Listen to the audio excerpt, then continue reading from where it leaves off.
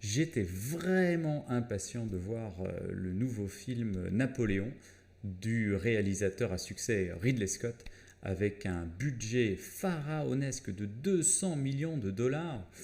Ce réalisateur qui a fait des films incroyables comme Gladiator par exemple.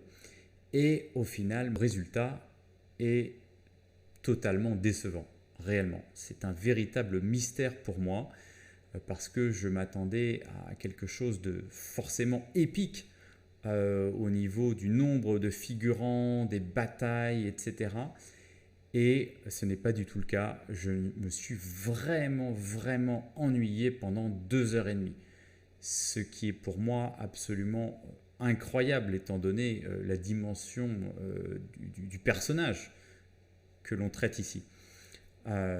Et je pense que la première erreur du film, et ça c'est un parti pris de Ridley Scott, c'est d'avoir voulu condenser toute la vie de Napoléon, c'est-à-dire plus de 20 ans, sur un film de 2 heures et demie.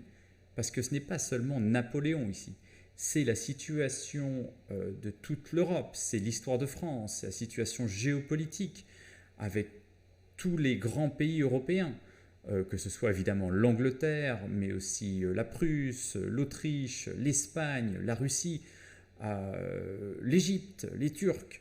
C'est vraiment un univers multidimensionnel énorme à prendre en compte.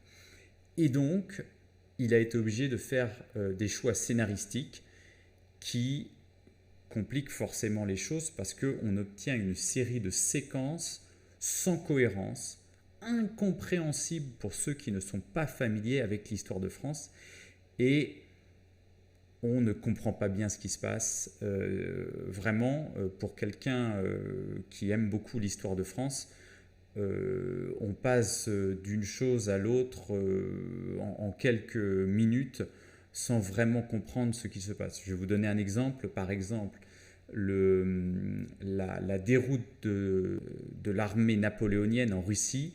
On passe l'incendie de Moscou à la retraite et à l'abdication de Napoléon en quelques minutes. Alors que cette retraite a pris 2 ans et on passe complètement sous silence la bataille de Leipzig, par exemple.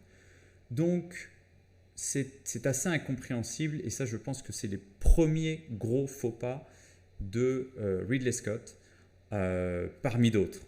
Et on en reparlera dans d'autres émissions parce qu'il y a d'autres aspects du film qui m'ont fortement déçu, pas seulement celui-ci. À la prochaine.